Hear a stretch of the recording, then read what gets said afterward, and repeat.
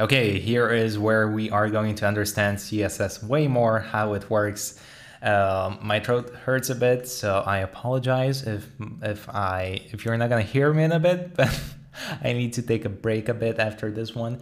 But you're not gonna know that because, yeah, you can just watch the next video and it's like, oh, 3 days passed. Okay, anyways, let's move on. So I kept this as simple as possible. I just have a H1 here and a P tag.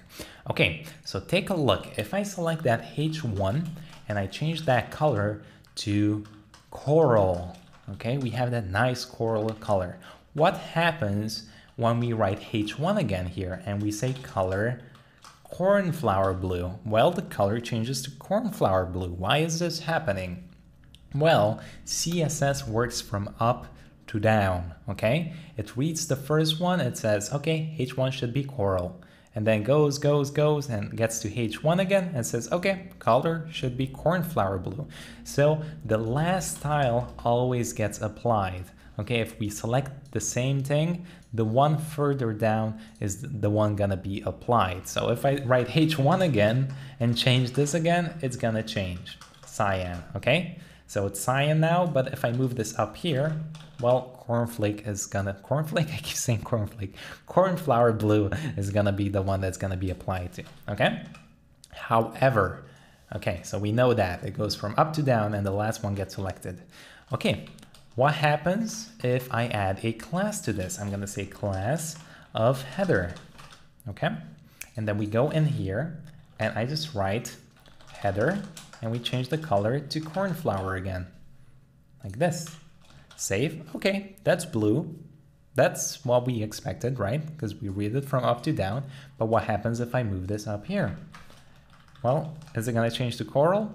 No, it's still cornflower blue. Why is this happening? Well, the reason why this is happening is because the class has a bigger priority over the element selector.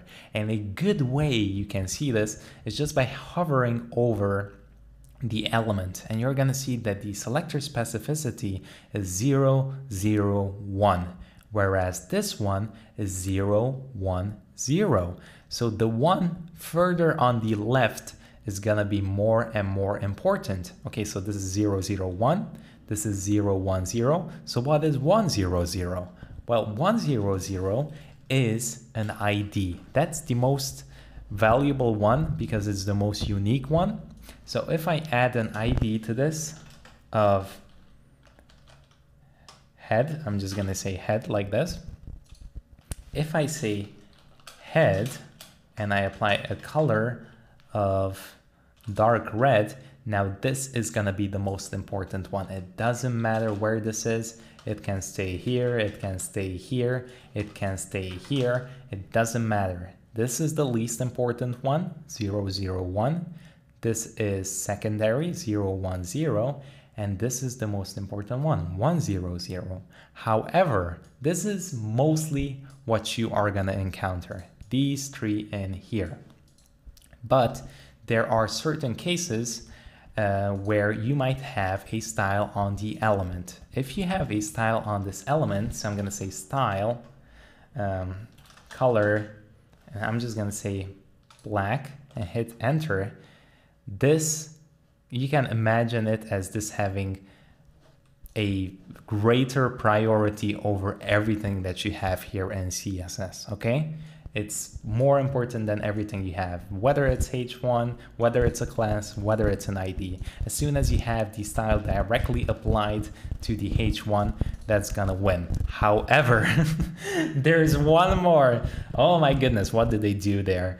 They smoked something, probably. But there's one more. If you have no idea how to change a style and you cannot find in your code what's happening, what you can do on whichever element you want, you can add a exclamation point important like this.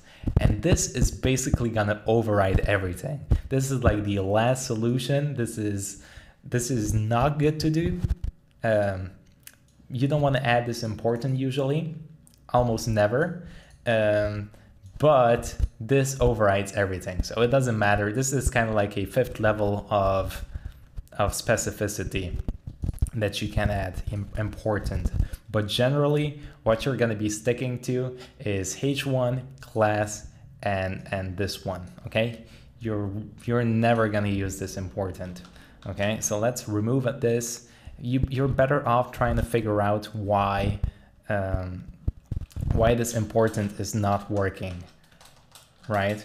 Because the problem here is, if later on, let's say later on we're gonna work on something and I want to change something about that H1. I want to change the color to maybe a dark slate blue and it's not working. Okay, I'm gonna select it like this with a header, not working. So you're gonna mess around and try all of these different selectors and you cannot get this to change. So again, to override this again, you're gonna have to say important here. So it's gonna override the one on top because again, we are reading it from top to bottom.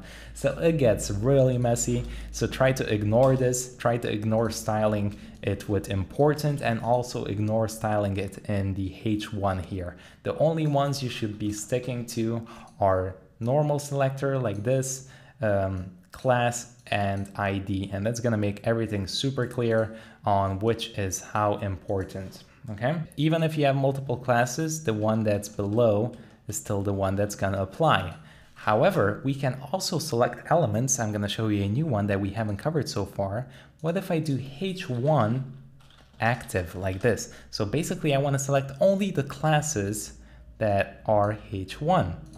So now, if I say color deep pink, wow, that's a new one, deep pink, it changes and I can even move it up here. Why is that? Well, if we take a look again, 0, 1, 0, the one in the middle is the class, so that gets 1 point. However, here we also have the element. So 0, 1, 1, right? The first 0 being ID, the second 0 being the class, and the third one being the element. So here we define specifically that I want to select the H1 specifically that have a class of active. So it's a bit more specific than just throwing out a random class because, hey, we can have this active class technically on anything we want. I can add the active on here. Class active, okay? So I can have the same thing. But that doesn't mean that I want to apply that deep pink to it. So this is more specific.